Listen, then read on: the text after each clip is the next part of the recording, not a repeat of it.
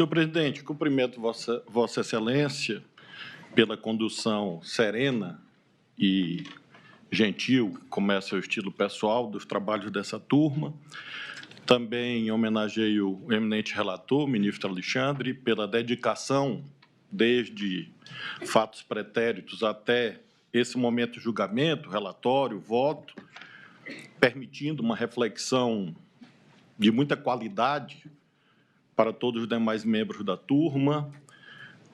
Saúdo a Procuradoria-Geral da República, o professor Dr. Paulo Gonet, os senhores advogados, advogadas aqui presentes, que cumpriram os seus deveres com muita qualidade, com muita seriedade e com muita deferência ao tribunal.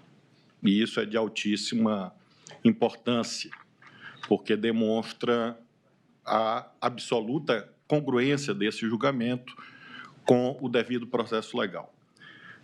Minha professora Carmen Lúcia, meu professor Fux, pessoas que eu admiro há muitos anos, também sintam-se abraçados e homenageados. A primeira observação, tendente ao cumprimento do dever do artigo 93, inciso 9 da Constituição, sobre a motivação da decisão judicial, é exatamente a de que esse é um julgamento como outro qualquer. Tecnicamente, esse é um julgamento que se processa segundo regras vigentes no país, de acordo com os mandamentos do devido processo legal, fatos e provas nos autos, e em termos isonômicos, em relação a centenas, milhares, dezenas de milhares, centenas de milhares, milhões de ações penais que o Supremo Tribunal Federal já julgou.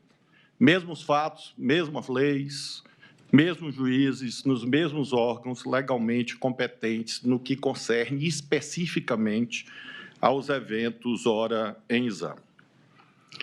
Sistema de penas obedecendo ao princípio da legalidade estrita, o princípio da tipicidade.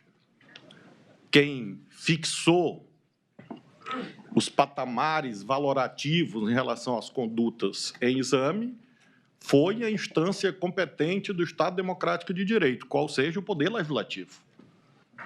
A Constituição Federal, obra genial dos constituintes originários, sob a direção sempre saudosa dessa figura solar do deputado Ulisses Guimarães, definiu no artigo 5º um indicador de gravidade das condutas que foram imputadas pelo Ministério Público aos acusados.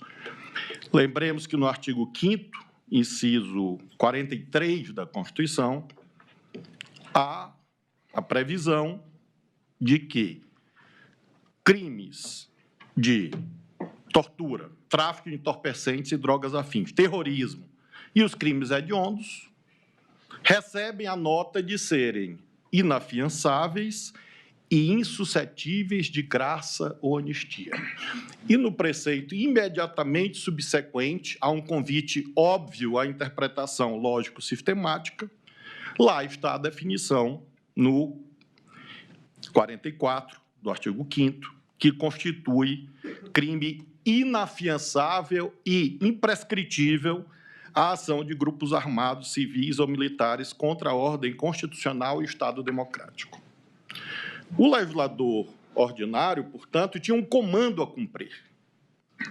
E o fez ao fixar patamares mínimos e máximos para os tipos legais elencados. E o fez, a meu ver, com muita prudência. Daqui da colar ao debate legítimo, sempre legítimo na democracia, sobre o suposto rigor dessas penas previstas pelo legislador. Senhor presidente, eu sou daqueles que acredito que o direito penal e o direito, de um modo geral, não é o caminho idôneo a resolver todos os problemas da humanidade. Seria uma contra-utopia. Mas, sabemos bem, o direito penal é uma última ratio de tutela dos bens fundamentais da sociedade.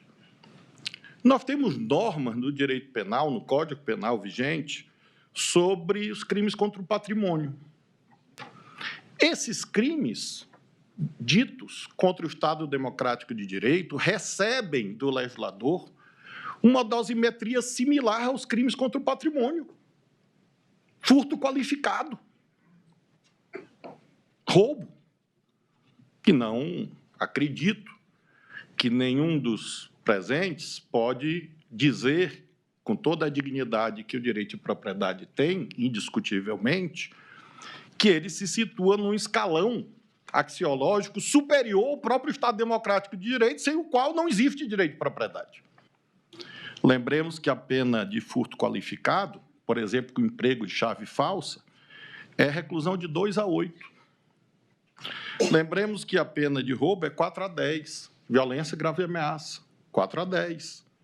Então, se nós olharmos sob essa ótica, a dosimetria abstrata posta pelo legislador subconstitucional é bastante razoável, uma vez que o direito atinente ao cumprimento das regras democráticas não está num patamar inferior ao direito de propriedade.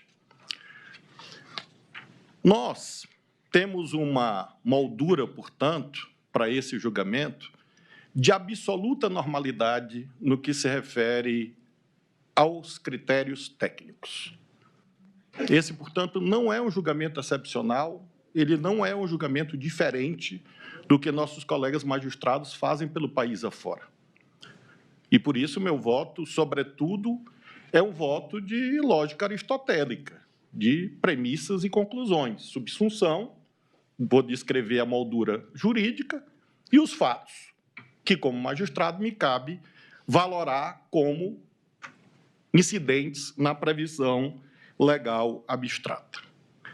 O que torna esse julgamento, eminente relator, digno, e digno mesmo, de um debate público, aqui, agora e no futuro, são fatores extra-autos, que em nada impactam o desfecho desse julgamento. Há argumentos de natureza ad hominem, argumentos pessoais, agressões, coações, ameaças até de governos estrangeiros, não são assuntos que constituem matéria decisória.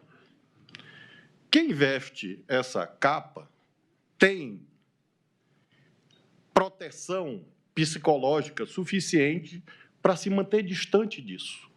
E talvez por isso vista a capa, como sinal de que esses fatores todos extra-autos não interferem, e não interferem mesmo. Portanto, não há nos votos, e no voto que vou proferir, nenhum tipo de recado, mensagem, backlash, nada desse tipo. O que há é o exame estrito daquilo que está nos autos. E que bom que esse julgamento é tão criticado antes de acontecer, durante e depois. A única coisa que, como brasileiro, espero que as críticas sejam lastreadas nos autos. Não haja a transformação de um julgamento técnico um artefato midiático a mais de mera luta política, repito, externa ao Supremo. E a história do Supremo mostra isso. O Supremo já julgou políticos de todas as posições partidárias e ideológicas. Outro dia, julgou Mensalão. E isto foi um fato ordinário na trajetória do Supremo. Esse tribunal negou habeas corpus ao atual presidente Luiz Inácio Lula da Silva. E parece que, numa abordagem clubística, e que eu lamento profissionais do direito às vezes adiram, quando o árbitro de futebol marca o pênalti para o meu time, ele é o melhor do mundo. Se ele marca para outro time, ele passa a ser o pior do mundo. Só que o árbitro é o mesmo, e as regras as mesmas. E isto, portanto, se presta a mostrar que não há julgamento aqui de uma posição política A ou B, até porque outros eventos. E há investigações aqui com políticos de todos os partidos e são conduzidas de modo igualitário. A última observação à guisa de introdução é de que esse julgamento não é um julgamento das Forças Armadas. A soberania nacional exige Forças Armadas fortes, equipadas, técnicas e autônomas. Lamentamos que haja, obviamente, de todas as corporações e profissões civis e militares, pessoas que estão sujeitas a este julgamento. Mas não se cuida de um julgamento sobre as Forças Armadas, mas, lembremos, a função preventiva geral do direito penal também incide no caso. Não é normal que a cada 20 anos, como o eminente ministro relator lembrou, e outro dia o presidente Luiz Roberto Barroso lembrou no plenário, também o ministro decano, Gilmar Ferreira Mendes, nós tenhamos eventos de tentativa ou de ruptura do tecido constitucional. Então, creio que, para muito além do julgamento criminal que nos cabe, não há dúvida que as considerações que constam da denúncia, das defesas, do julgamento, devem se prestar a uma reflexão do conjunto das instituições de Estado para que elas se mantenham isentas e apartidárias. Isso é algo fundamental e friso, não só as Forças Armadas. Todas as instituições de Estado se mantenham isentas e apartidárias. Os acampamentos nas portas dos quartéis jamais aconteceram. E eu espero que jamais voltem a acontecer, inclusive fruto da função preventiva geral do direito penal. Assim também como eu espero que nenhum militar vá para converscotes partidários, utilizando a farda para, por exemplo, tecer considerações desairosas a tal ou qual posição política. Qual o direito aplicável ao caso? Nós temos vários preceitos, mas friso especialmente o 359L e o 359M, que não são estranhos à tradição jurídica democrática no mundo. Há um texto, que creio ser de leitura obrigatória, do Lowenstein, publicado na American Political Science Review em junho de 1937, em que ele trata da imperatividade da adoção dessas legislações protetivas da democracia a partir da sua própria experiência na Alemanha, naquelas décadas de 20 e 30 do século XX. Não vou cansá-los com leituras, mas apenas 2 trechos de Lowenstein. A desobediência às autoridades constituídas, leio em tradução livre, naturalmente se transforma em violência, e a violência se torna uma nova fonte de emocionalismo. Os conflitos com o Estado, inevitáveis quando essa fase de agressividade ativa é alcançada, aumentam o sentimento comum de perseguição, martírio, heroísmo e vida perigosa, tão intimamente relacionado à violência legalizada como se fosse uma guerra. 1937, quase 100 anos, Lowenstein conclui a sua longa reflexão com um convite. As constituições são dinâmicas, na medida em que permitem mudanças pacíficas por métodos regulares. Mas, professor Paulo, precisam ser endurecidas e fortalecidas quando confrontadas por movimentos que pretendem destruí-las. É disso exatamente que nós estamos, eminentes advogados, queridos colegas da advocacia, a tratar aqui. Nós estamos tratando de uma tradição constitucional que não é liberticida ou tirânica. Pelo contrário, ela surge para, de modo evidente, evitar os cavalos de Troia, pelo qual, no uso das liberdades democráticas, se introduzem vetores de destruição dela própria. E não se trata, portanto, de um erro do legislador. Saúdo o Congresso Nacional quando aprovou a lei que nós estamos aqui a aplicar. Os federalistas, é curioso isso, nos Estados Unidos, trataram de como os tribunais são anteparos contra as tiranias. É, no mínimo, exótico ouvir-se que um tribunal constitucional é tirânico, porque é exatamente o oposto. Quem vai à literatura liberal do final do século XVIII vê exatamente de onde nasce o material pelo qual se constitui o controle de constitucionalidade a partir do início do século XIX, na Suprema Corte dos Estados Unidos. No pós-Segunda Guerra, o que nós estamos aqui vivenciando se consolidou na Europa Ocidental.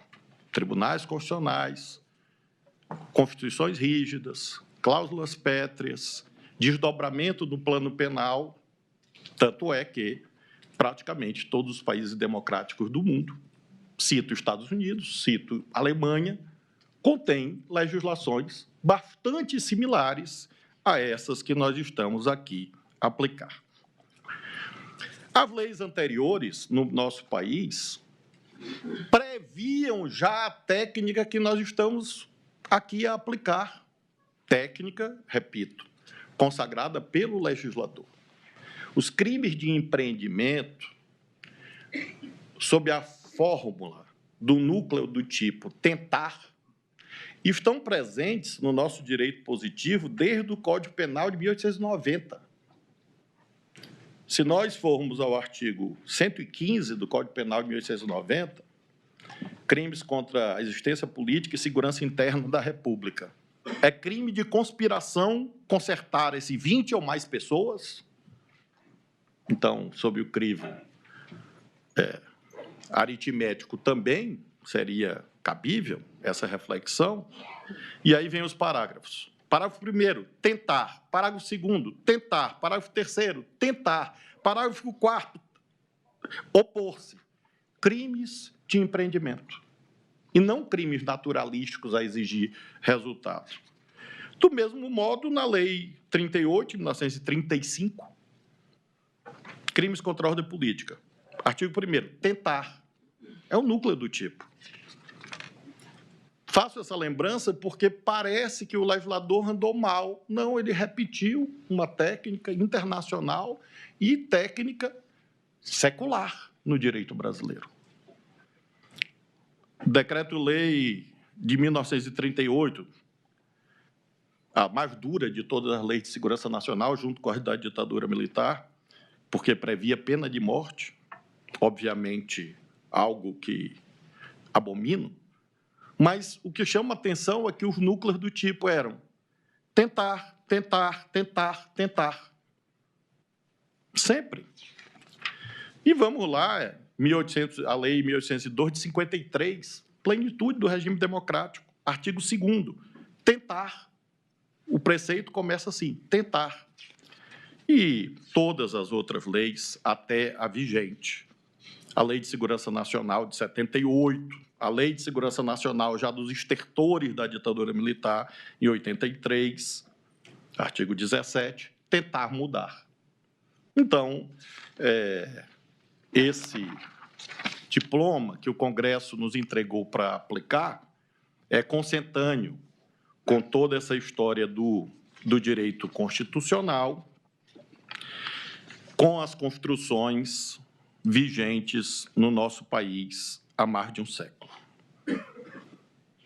Esses tipos penais têm algumas outras características que são importantes. As menciono para justificar a conclusão a qual chegarei. Esses tipos penais são insuscetíveis de anistia. de modo inequívoco.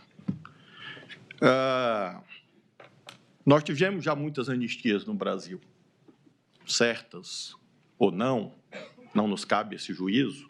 Nós não somos no tribunal da história, nós somos no tribunal do direito positivo aos fatos concretos existentes. Mas é certo que jamais houve anistia feita em proveito dos altos escalões do poder. Nunca. Nunca a anistia se prestou a uma espécie de autoanistia de quem exercia o poder dominante. E o nosso plenário já teve a oportunidade de se pronunciar sobre isso, quanto ao descabimento de anistia.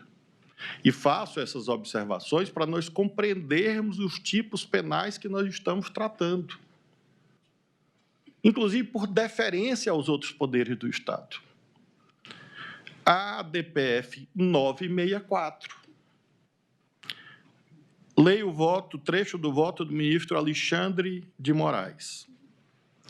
Trata-se, portanto, de uma limitação constitucional implícita, assim como é uma limitação constitucional implícita a concessão de indulto contra crimes atentatórios ao Estado democrático.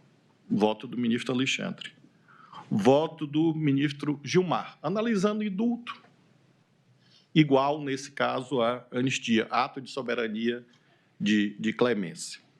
Ministro Gilmar, nesse julgamento recentíssimo do plenário, no contexto de uma campanha errática de deslegitimação dos poderes constitucionais, é descabida a concessão de indulto. Ministro Luiz Fux, eminente colega de bancada, abro aspas, crime contra o Estado democrático de direito é um crime político e impassível de anistia, porquanto o Estado democrático de direito é uma cláusula pétrea, que nem mesmo o Congresso Nacional, por emenda, pode suprimir. Ministra Carmen Lúcia. Ela assinala que um indulto, anistia, resultaria na mensagem indevida a detratores da democracia e a Constituição de que eles poderiam continuar a praticar os crimes. Então, não seria um indulto, uma anistia, seria uma espécie de salvo-conduto para o futuro. Ministro Dias Toffoli, e eu colacionei voto de todos os colegas, mas esse é o último que leio. Dito de outro modo, diz Toffoli, não vislumbro coerência interna em ordenamento jurídico constitucional que, a par de impedir a prescrição de crimes contra a ordem constitucional, letra expressa da Constituição, como mencionei, possibilitaria o perdão constitucional aos que forem condenados por tais crimes. Pergunto, Toffoli, que interesse público haveria em perdoar aquele que foi devidamente condenado por atentar contra a própria existência do Estado democrático, de suas instituições e institutos mais caros? E todos os eminentes pares se sintam referidos, claro que eu não vou mencionar aqui todos os votos, mas apenas para dizer que esses crimes já foram declarados pelo plenário do Supremo Tribunal Federal como insuscetíveis de indulto, anistia, portanto, dessas condutas políticas de afastamento ou de extinção da punibilidade. Esses crimes, a meu ver, data vênia, dos pensamentos em contrário, não têm abstratamente uma relação de consunção ou de absorção, até porque, tecnicamente, a relação de absorção e consunção é, sobretudo, fática. Fática a partir de premissas. Qual a premissa, a meu ver, que é decisiva? Nestes casos, o eminente relator demonstrou na parte da manhã, um tipo só geraria desproteção, ou dizendo, sob a ótica do princípio da proporcionalidade, proteção insuficiente a bens jurídicos fundamentais. O desvalor de uma conduta não absorve o desvalor da outra. Até porque, materialmente, neste caso que estamos a julgar, houve condutas direcionadas a ambos os tipos penais. O ministro Alexandre já demonstrou isto à exaustão, e apenas sintetizo. Não há, nesse caso, que estamos julgando aqui, segundo a prova dos autos, delito meio, delito fim. E, portanto, não há consunção. Falso estelionato. O falso é o caminho por estelionato. Se o falso se exaure no estelionato, uma relação de consunção. Ok, crime meio, crime fim. Neste caso, se a pessoa quer intervir no Poder Judiciário, ela não está depondo o governo legitimamente eleito. E se, por hipótese, os já condenados por esse tribunal, do dia 8 de janeiro, tivessem invadido apenas o Palácio do Planalto? Eles queriam depor aquele governo. Mas preservaram o Supremo, preservaram o Congresso? Não, não foi isso que aconteceu. Era uma incursão contra o Estado Democrático de Direito e também, por isso não havia crime meio, crime fim, e sim duas condutas com desvalor que merece ser mensurado, porque não há irrelevantes penais a serem sugados por um crime que os absorva, sob pena, repito, de proteção insuficiente a bens jurídicos fundamentais. Esses crimes oferecem um desafio quanto ao estandarte probatório. Os estimados advogados, pelas quais tenho muito respeito, muita deferência pessoal, se dedicaram a isso desde o recebimento da denúncia, e se dedicaram com justa razão. Lembro, contudo, que as sustentações orais têm um elemento que as uniu. Não há esforço conducente a infirmar a materialidade. Não. Praticamente, os fatos são incontroversos quanto ao que empiricamente ocorreu no nosso país. Houve, sobretudo, buscas de negativas de autoria. O escalão inferior diz, não, isso era no escalão superior. O escalão superior diz, não, isso era no escalão inferior. E, evidentemente, nenhum dos colegas advogados desbordou disto. Não há espaço, portanto, para qualquer outro raciocínio que não a busca de autoria nesse conjunto em que houve a imputação dos fatos materialmente incontroversos. Prova acima de qualquer dúvida razoável. Ou seja, a dúvida tem que ser razoável. Não se exige foto para condenar alguém por estupro, porque provavelmente nunca existiria condenação por estupro. Não se exige recibo para condenar alguém por corrupção. Nesses tempos que vivemos, até já há corrupção com recibo. Mas, infelizmente, eu lamento como brasileiro. Mas, tirando essas hipóteses estranhas que nós vivenciamos, normalmente não há. E você busca, a partir do conjunto indiciário, indícios vários e concordantes, constitui prova, mesmo do direito penal. Então, o estandarte probatório, acima de qualquer dúvida razoável, claro, com essa compreensão quanto à natureza desses ilícitos. Esses crimes que estamos aqui a julgar têm também uma singularidade quanto a um dos temas mais intricados no direito penal, que é a distinção entre atos preparatórios e atos executórios. Parece aquele velho problema da distinção entre prescrição e decadência.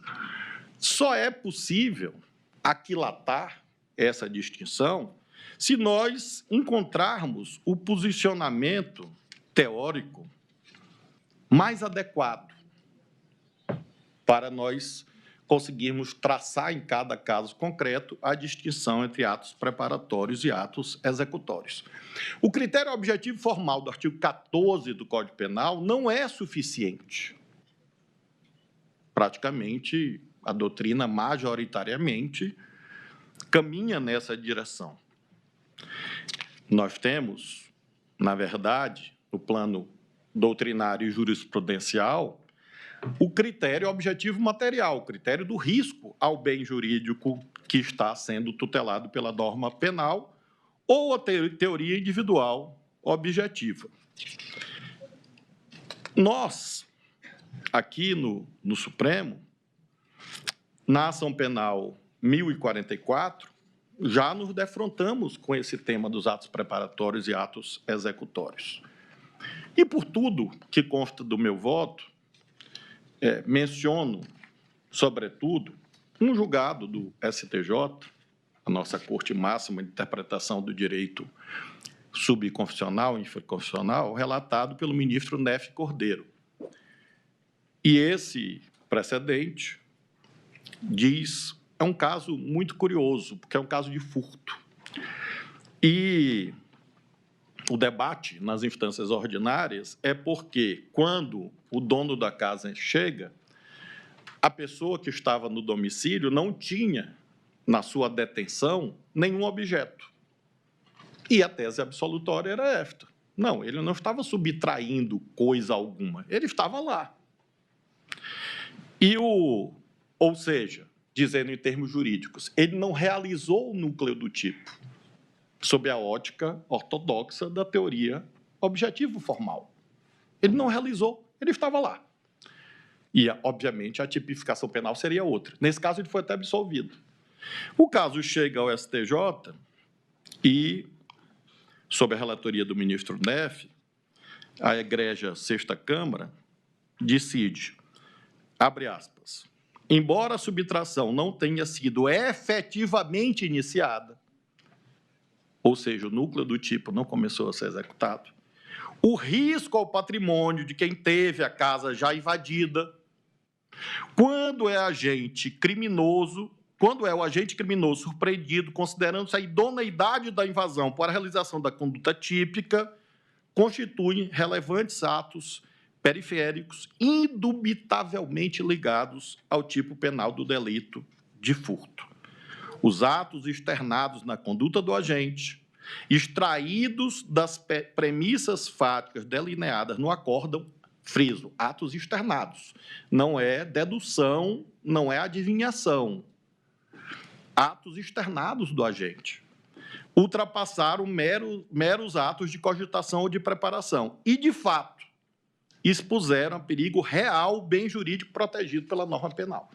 E, neste caso, o relator cita outros precedentes do STJ, cita a doutrina de um dos ilustres penalistas aqui presentes, o professor César Roberto Bittencourt, citado no voto, no sentido de que, abro aspas, leio, há entendimento de que a teoria objetivo formal necessita de complementação, pois, apesar de tê-la adotado e de o Código afirmar que o crime se diz tentado, com iniciada a execução, etc., o artigo 14, existem atos tão próximos e quase indissociáveis do início do tipo que merecem ser tipificados. E assim diz o ilustre advogado e jurista, o plano do autor deverá ser entendido no sentido do dolo, como decisão de realizar determinada conduta típica e demonstrado na prática através de indicadores externos realizados com o contexto que se desenvolve. E esse precedente do STJ, portanto, se presta a justificar por que não considero que nós tivemos, no caso, meros atos de preparação, e sim atos executórios. Seja porque houve materialmente o início da execução do núcleo dos tipos, sob a forma tentar, consumação antecipada, não existe tentativa de crime, nesse caso, tentativa de crime de empreendimento, e porque houve esse risco em relação a todas as condutas. Sobretudo porque é preciso entender, como o eminente ministro relator fez, que o itinerário criminoso, nesses casos, é mais alargado do que simplesmente 121 do Código Penal, matar alguém.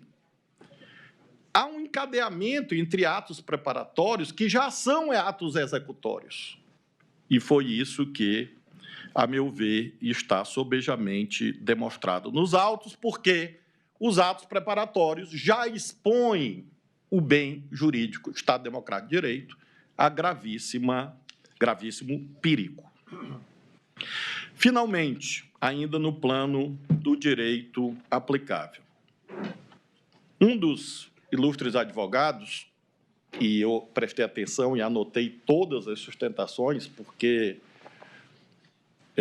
acredito mesmo que a defesa é o elemento fundamental para a reflexão do juiz.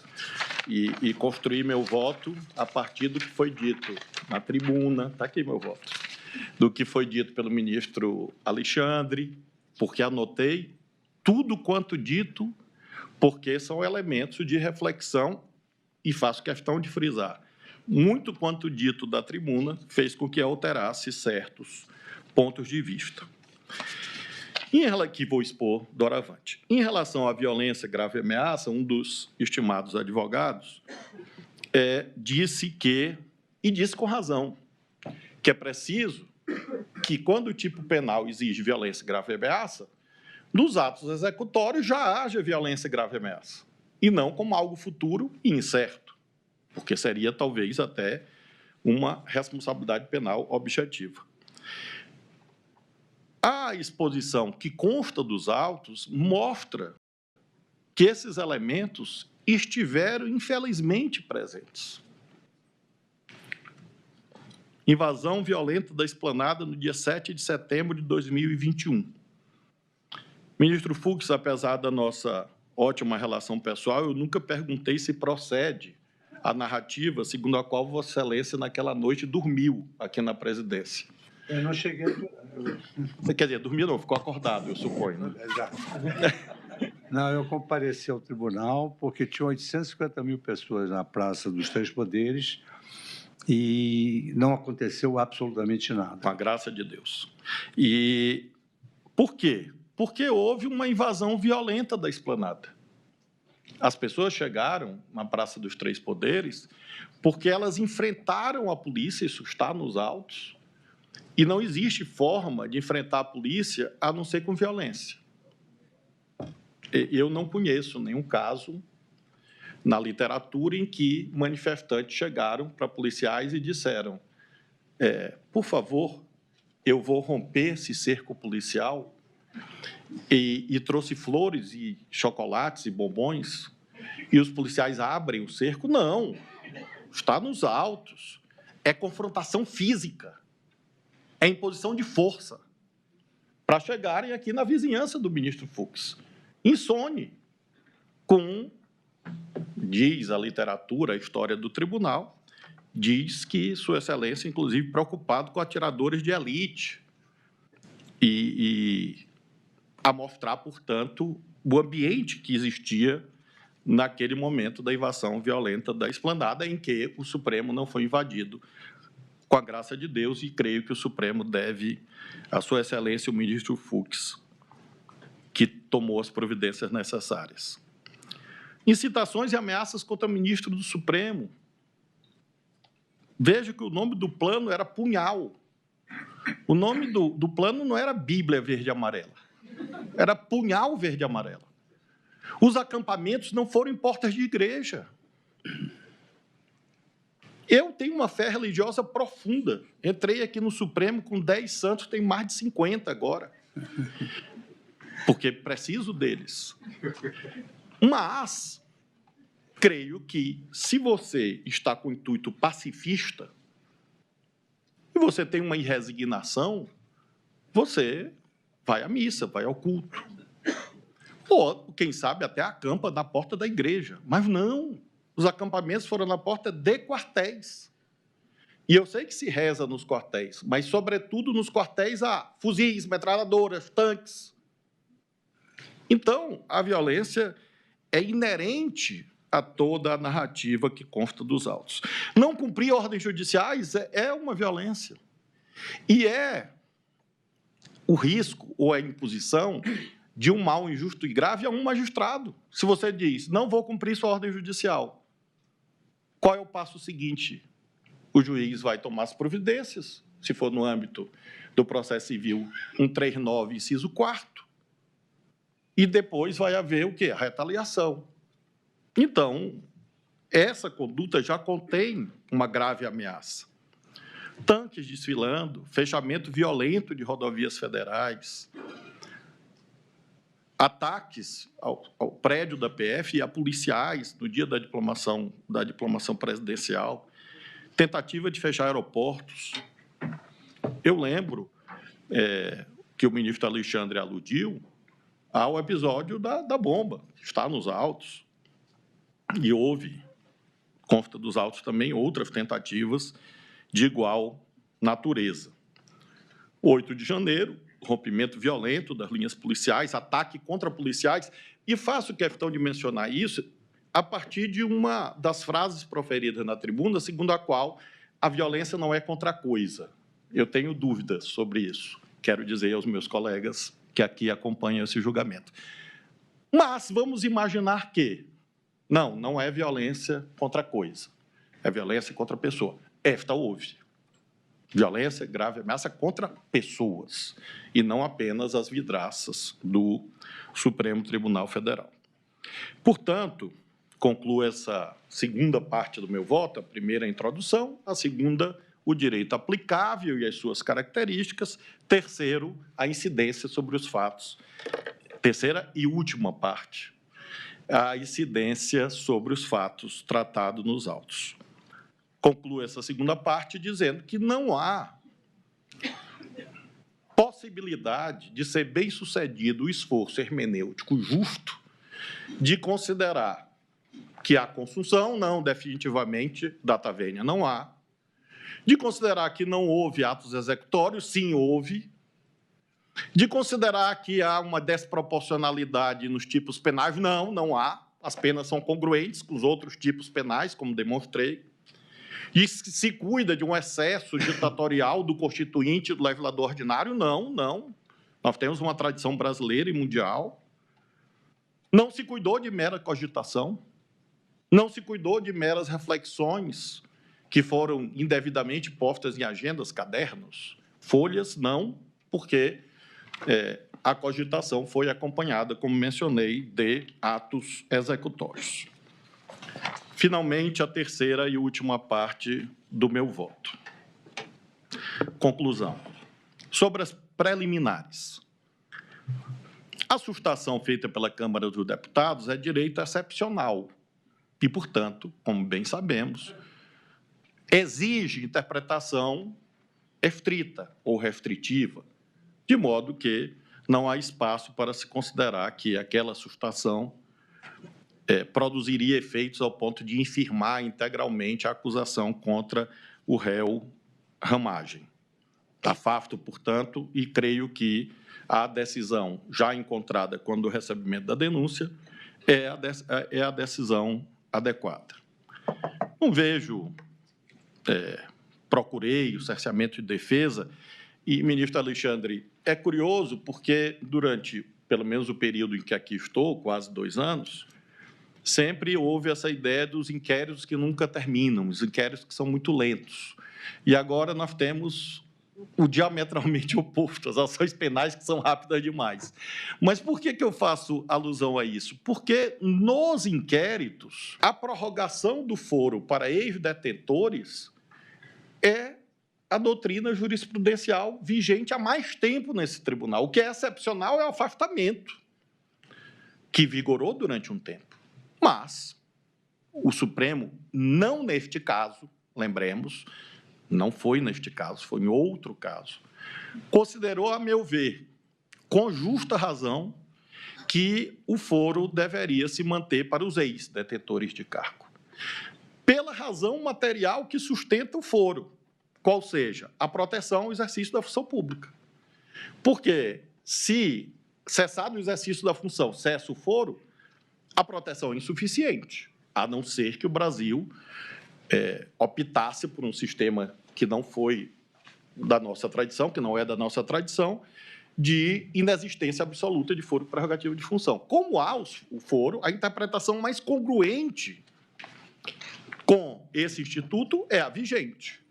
Portanto, o Supremo, assim como nós temos feito com ex-parlamentares, ex-senadores, ex-deputados federais, e ilegítima seria uma viragem jurisprudencial para este caso. Seria um absurdo, porque o Supremo vem julgando de uma forma, em dezenas de casos, e nesse decide de modo diferente.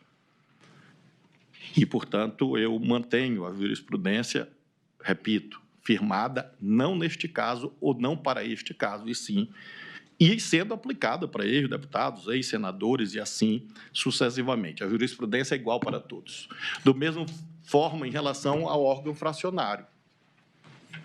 O órgão fracionário detém legitimidade tanto quanto o plenário, inclusive porque quem assenta a legitimidade e a competência pré-constituída do órgão fracionário é o plenário. Isto em todos os órgãos de poder, inclusive nas casas parlamentares, em que há competências terminativas das comissões, exatamente porque detém a legitimidade outorgada pelo regimento. E tenho muita tranquilidade de afastar essa preliminar, porque quando houve a mudança regimental, eu aqui não estava. E com a ressalva, sempre friso, do eminente ministro Fux, todos aprovaram esta mudança. Eu não estava aqui. E lembro, se algum dos ilustres integrantes da segunda turma, antes da minha posse, tivesse pedido acesso à primeira, eu também não estaria aqui. Portanto, não há nenhuma nota, nenhuma mácula em relação a essa mudança regimental. E volta ao mesmo raciocínio. Haveria nódoa se a norma regimental não fosse aplicada para esse caso. Isto sim que seria estranho, já que outras centenas de pessoas foram julgadas e têm sido julgadas, tanto na primeira como na segunda turma, na vigência dessa norma regimental. E, portanto, não há razão para essa preliminar sobre incompetência. Tampouco há sobre os temas atinentes ao sistema acusatório. O juiz, disse o ministro Alexandre, não é uma samambaia. Eu achei uma alusão muito simpática e poética. Uma samambaia jurídica. Uma samambaia jurídica. Eu achei, até porque a samambaia é uma planta frágil, e achei, portanto, que isso revela características suas, ao contrário do que dizem. Então, é uma planta humana, eu diria, entre aspas, claro. É uma planta humanizada, convive nos lares, nos jardins. Ora, tradicionalmente, o que a doutrina diz? O juiz não é um conviva de pedra, nem no processo civil, nem no processo civil. O juiz comparece no processo civil com deveres. Estão no artigo 139 do Código de Processo Civil. Não existe um único modelo de sistema acusatório no mundo. É falsa essa díade de que é inquisitivo ou acusatório. E se é acusatório, é bom. Se é inquisitivo, é ruim. Onde que está escrito isso? Que nós temos experiências internacionais. Na Alemanha, você tem um modelo em que o juiz comparece à produção probatória. E o sistema é acusatório, como no Brasil. Então, não é porque o juiz faz pergunta que o sistema acusatório está sendo violado. O professor Barbosa Moreira, num artigo clássico, chega a alertar para o risco de privatização do sistema processual, que é exatamente o que ocorreria se houvesse apenas o modelo adversarial, em que o juiz é esta planta, essa pedra, e as partes que se virem.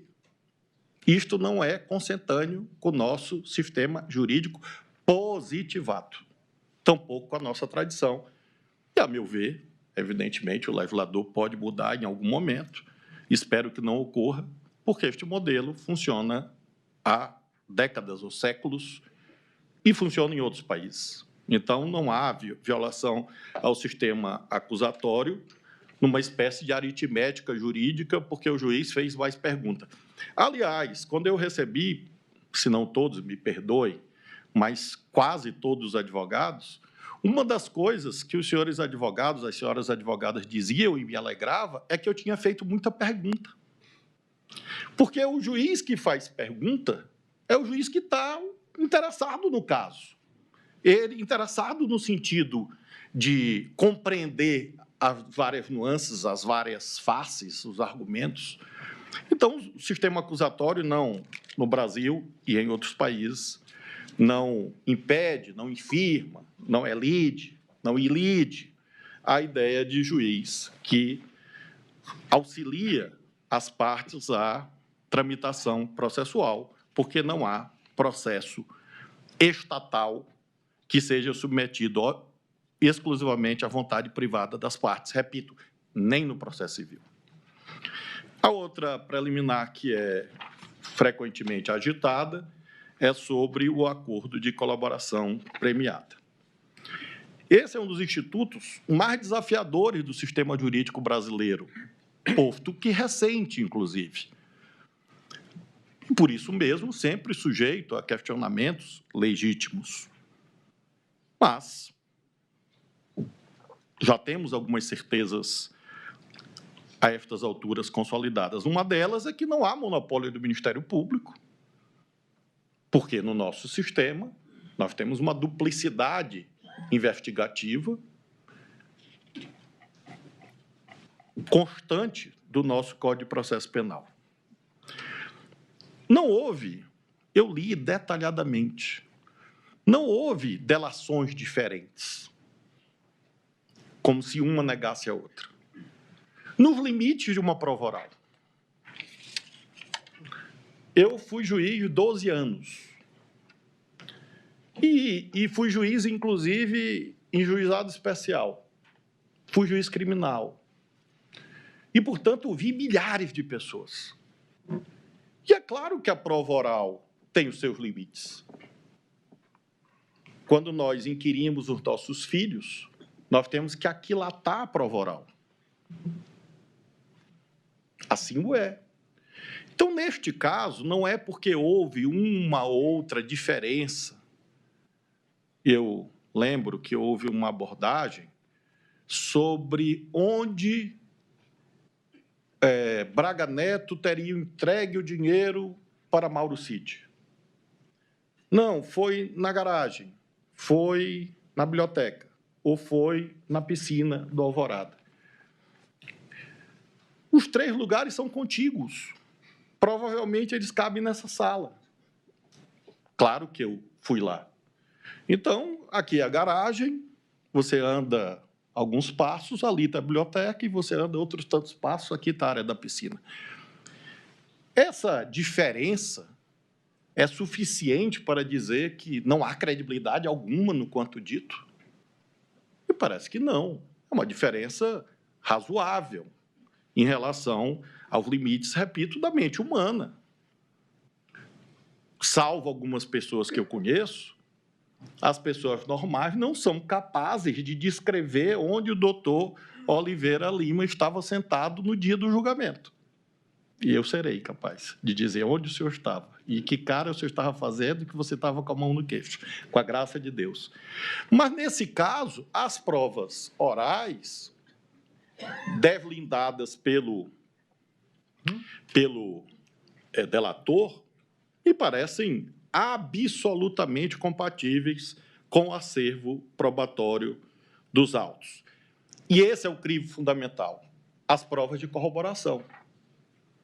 Tanto o legislador reconhece os limites, repito, humanos de uma prova oral, que afasta a possibilidade, corretamente, de haver um recebimento de denúncia ou mesmo uma condenação com base apenas nas palavras do delator, posto que há, portanto, os limites.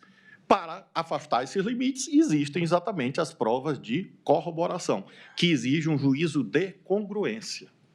E esse juízo de congruência interna, a meu ver, demonstra que, de um modo geral, faço questão de dizer de um modo geral, porque dizia o Bobbio que, em direito, a única regra sem exceção é aquela que diz que toda regra tem exceção.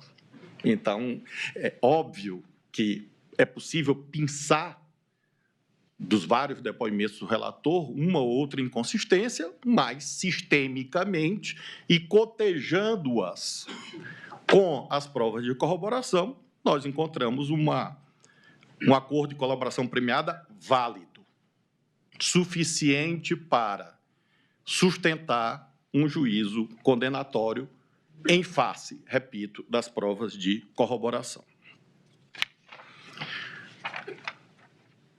Concluo, senhor presidente, analisando as condutas de per si, para justificar o que direi ao final.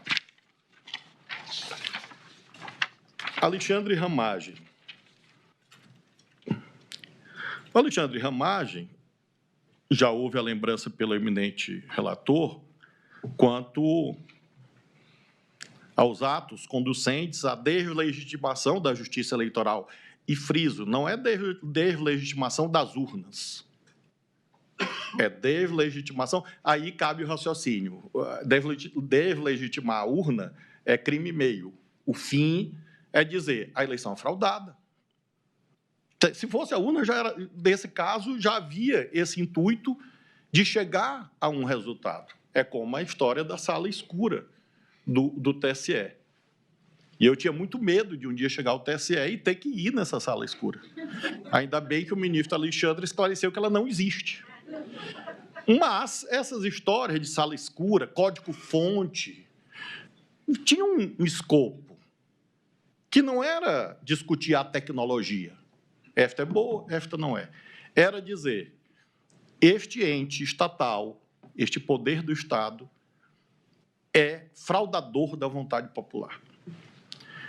E o senhor Alexandre Ramagem atuou muito fortemente nessa direção, além daquilo relativo à chamada BIM paralela, que, como disse o ministro Alexandre, em si mesmo já contém uma impropriedade, porque, e acho que a ministra Carmen, quando das sustentações orais, destacou isso, de que não se inclui na inteligência de Estado a função de controlar externamente a justiça eleitoral. Em relação ao senhor almirante Almir Garnier, eu considero que o fato fundamental é a aquiescência ao golpe. Infelizmente, tropas à disposição. É um ato executório, é um ato claramente atentatório da ordem democrática. Presidente, as tropas aqui estão. Alguém vai dizer, mas não havia idoneidade no meio. Claro que havia, ele era o comandante. Hierarquia, disciplina. Há uma cadeia de comando. E quem conhece, infelizmente, os eventos da história brasileira, sabe que, se essa ordem tivesse sido dada, e vejam, não é que não houve a ordem que o crime não foi consumado, foi. Se houvesse, além da oferta, é parecido com esses crimes de corrupção ativa, outros tantos. Se houvesse a oferta, e essa oferta tivesse sido concretizada, as tropas teriam se movimentado. Se não todas, a imensa maioria delas. E, por isso, em relação ao senhor Almir Garnier, eu valoro, sobretudo, esses fatos e friso, eminentes colegas, que não estou aqui a ler meu voto, ele existe, escrito, eu vou ler depois, na revisão, porque seria uma repetição do que fez o relator. Eu não sou relator do caso. Eu estou apenas motivando e dando consistência ao meu julgamento, como é minha obrigação. E, por isso, apenas aludo a alguns fatos. Em relação ao senhor Anderson Torres, reunião ministerial, incitação, operações da PRF para impedir votação de eleitores e a minuta do golpe, né, que mostra um envolvimento fático em relação dos atos ali praticados. Em relação ao general Augusto Heleno, e faço questão de mencionar, não há aqui ainda um juízo do 59 do Código Penal. Eu não tenho nenhuma dúvida que se cuida de profissionais do Estado brasileiro que, até esses eventos, atuaram de acordo com os cânones das suas profissões. Portanto, não há ainda, à luz do artigo 59, porque não se cuida de dosimetria, um juízo de dizer que foi ou não, é ou não bom militar, se é uma pessoa condecorada ou não se cuida disso. Então, mas as anotações, a agenda, os relatórios, reunião do dia 5 de julho, virar a mesa. Em general, vira a mesa como? Não é, obviamente, no sentido literal da palavra, ele vira a mesa no uso da força armada do Estado. E o Gabinete Institucional de Gestão de Crise, etc. Jair Bolsonaro, o relator já fez alusão à sua condição de figura dominante na organização criminosa. De fato, ele e o réu Braga Neto ocupam essa função, era que, de fato, tinha o domínio de todos os eventos que estão narrados nos autos, e as ameaças ao ministro Barroso, ao ministro Fux, ao ministro Fachin, ao ministro Alexandre, e, portanto, à instituição.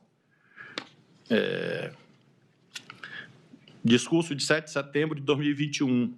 Ou o chefe do poder enquadra o poder, ou esse poder pode sofrer aquilo que não queremos. O que pode ser, senão a coerção ilegítima? Os resultados já estavam nas urnas, os caras preparando tudo. Fachin recebeu 50 milhões de dólares. Reuniões de kids pretos com conhecimento da minuta, vandalizações, plano verde e amarelo.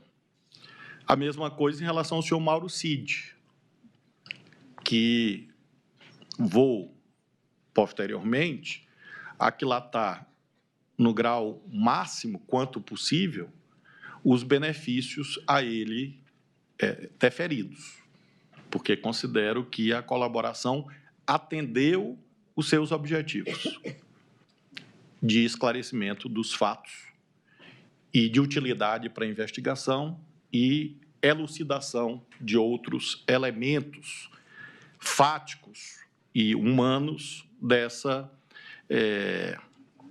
cadeia criminosa. Então, Mauro Cid também atuou sobre kids pretos, cartas aos comandantes, plano verde, punhal verde e amarelo, plano Copa, reunião com militares, interlocução com manifestantes, e assim vai. Braga Neto, já mencionei,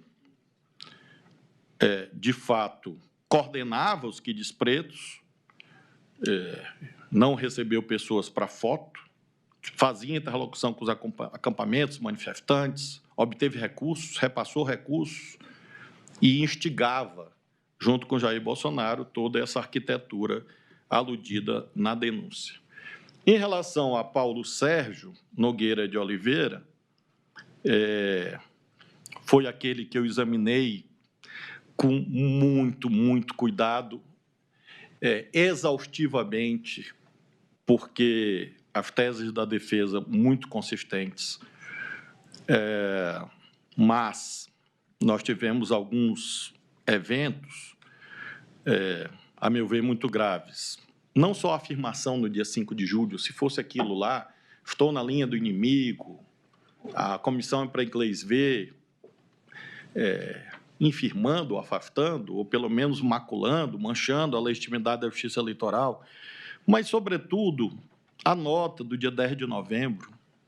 A nota é um libelo acusatório contra a justiça eleitoral. Eu li e reli essa nota, minha esposa é testemunha, de que um juiz sério sofre, porque um juiz sério tem muita dúvida.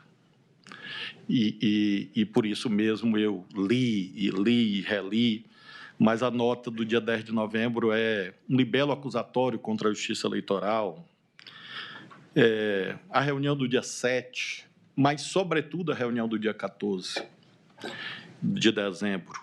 Ele convoca, ele está com a minuta, e não há nada que justifique isso. Contudo, finalizo, prometi à ministra Carmen que seria 1 hora, dizendo, não se, e vocês sabem que eu obedeço à ministra Carmen. Nem me dera. Eu concluo, eminentes pares, dizendo que não se cuida ainda de fazer a dosimetria, mas lembro, artigo 29, concorre para o crime na medida de sua culpabilidade. Adianto às partes, aos seus advogados, ao Ministério Público, que não há a menor dúvida que os níveis de culpabilidade são diferentes. E mais. E essa não é uma divergência propriamente, mas uma diferença que eu adianto em relação ao eminente relator. Em relação ao Bolsonaro, aos réus Jair Bolsonaro e Braga Neto, não há dúvida que a culpabilidade é bastante alta. E, portanto, a dosimetria deve ser congruente com o papel dominante que eles exerciam. Do mesmo modo, digo que a reprovabilidade, a culpabilidade é alta em relação a Almir Garnier, Anderson Torres e Mauro Cid, sendo que, em relação ao Mauro Cid, há os benefícios atinentes à colaboração premiada. Contudo, e essa é a diferença para a reflexão dos pares, em relação a Paulo Sérgio, Heleno, Augusto Heleno e Alexandre Ramagem, eu considero que há uma participação de menor importância, e explico em relação a cada um deles. Alexandre Ramagem, porque ele saiu do governo em março de 2022. E, portanto, ele tem uma menor eficiência causal em relação aos eventos que sucederam esse período. Eu perquiri nos autos.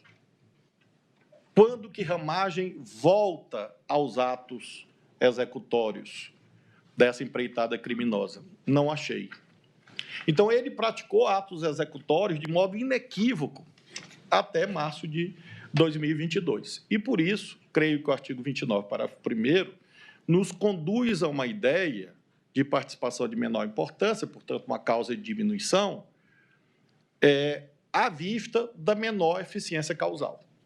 Neste caso, em relação à Ramagem, quando for o momento da dosimetria, eu considerarei a participação dele como de menor importância, por este elemento, a que fiz alusão do seu afastamento do governo, e não ter visto atos materiais dele após o pleito eleitoral. A mesma coisa em relação ao Augusto Heleno. Eu não localizei atos exteriorizados de Augusto Heleno no segundo semestre. O advogado até aludia ao fato de haver uma altercação com o chamado Centrão. Ele não cantou, graças a Deus, mas, de fato, o Augusto Heleno, salvo engano, é aquele que cantava uma musiquinha rimando ladrão com centrão, ou centrão com ladrão, algo assim.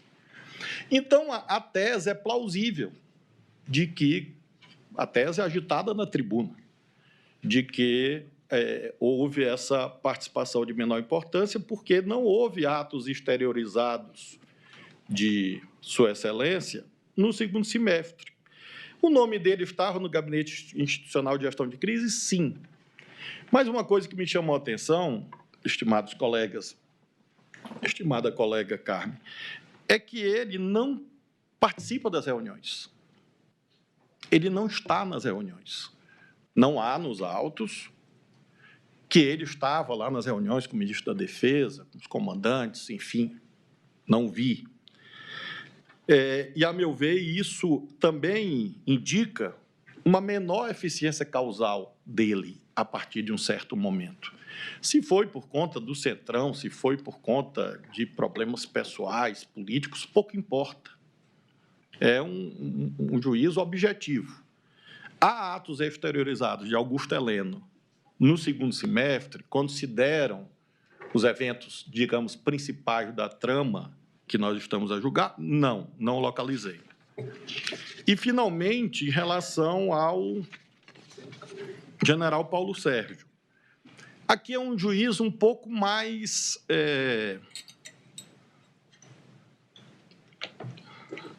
difícil, mais sofisticado, eu diria. Porque o general Paulo Sérgio, ele participa até um certo momento. A meu ver, isso é incontroverso nos autos. Ele poderia não ter participado. E quero dizer que, como ser humano, eu não tenho nenhum conforto, embora tenha feito centenas de julgamentos penais. É sempre algo que fala no seu coração quando você vem para a dimensão do si. Se a pessoa não tivesse feito... Às vezes você é quase, como você está vendo no filme, você é quase chamado a torcer, dizer assim, não faz isso, mas fez. Só que em relação ao fez, à luz das provas dos autos. E a exposição do ministro Alexandre demonstrou isso. Mas o general Paulo Sérgio, e eu enquadro na mesma categoria do Augusto Heleno e do Ramagem, tem uma singularidade. De fato, a prova oral abundante de que, num certo momento, ele tentou demover o presidente da República. É como se ele viesse com máxima eficiência causal e, de repente, ele inverte o sinal da eficiência causal. Eu cheguei a cogitar de desistência, do 15 do Código Penal. Cheguei a cogitar disso, de desistência, arrependimento eficaz, enfim. Mas não está claro o que aconteceu no dia 14 de dezembro quanto à desistência ser por vontade própria. O que está mais claro é que foram fatores alheios à sua vontade, ou seja, a não aquiescência do brigadeiro Batista Júnior e do general Freire Gomes, que o levou à frustração do intento de subscrição do documento no dia 14 de dezembro. Mas eu considero relevante a ideia de que ele tentou demover na hora derradeira. Poderia colocar isso apenas no plano das circunstâncias judiciais, atenuantes, eventualmente. Mas esse tribunal, com muita sabedoria, já consagrou, assentou inúmeras vezes, que dosimetria não é aritmética. Não há critérios matemáticos de fixação da pena. E, de fato, não há. Por isso que os juízes não podem ser substituídos por inteligência artificial. Porque, se fosse matemática, daqui a pouco nós teríamos este mundo caótico em que os julgamentos são destituídos de análise equânime, equitativa, humana, que deve presidir qualquer julgamento de uma pessoa que julga o seu semelhante. Então, eu não sou um chat GPT, nem quero ser. E, por isso mesmo, considerei que apenas em relação a esses três réus, definir essa participação de menor importância no plano do 59 ou das atenuantes seria um juízo que conduziria a uma reprovabilidade fática, material, a uma pena mais alta do que a minha percepção em relação à conduta deles. E, por isso, creio que uma técnica justa e lastreada no direito penal positivo, ou seja, não é uma invenção, é uma disposição consagrada pelo legislador, no 29, parágrafo 1º, é nós considerarmos que há possibilidade, inclusive, de redução da pena abaixo do mínimo legal.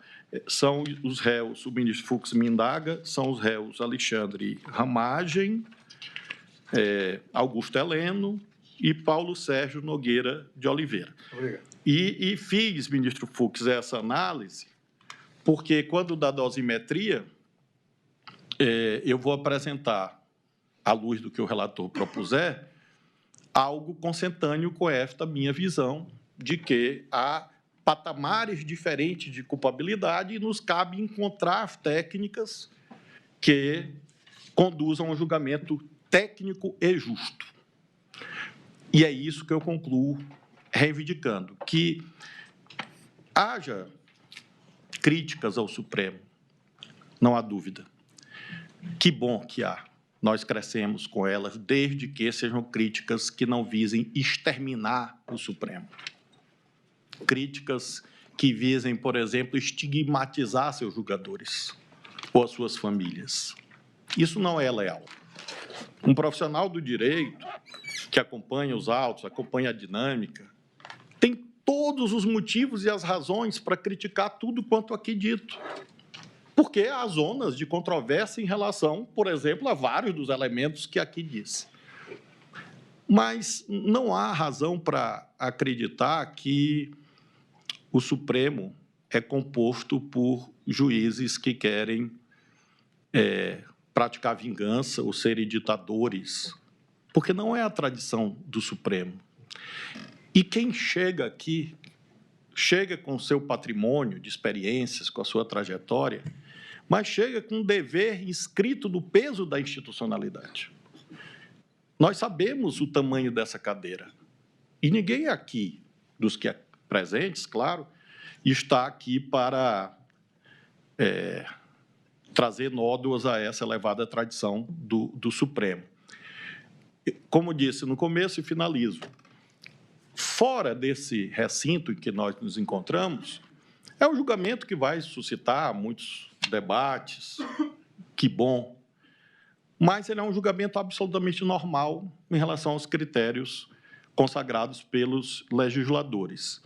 E o Supremo está fazendo seu papel, aplicar a lei ao caso concreto. Nada além disso. E nós não podemos, aí sim, seria indesejável que alguém se intimidasse por ameaças ou sanções. Quem chega no Supremo, e eu me espanto com alguém imaginar que alguém chega ao Supremo e vai se intimidar com tweet. Será que as pessoas acreditam que um tweet de uma autoridade, de um governo estrangeiro, vai mudar um julgamento no Supremo?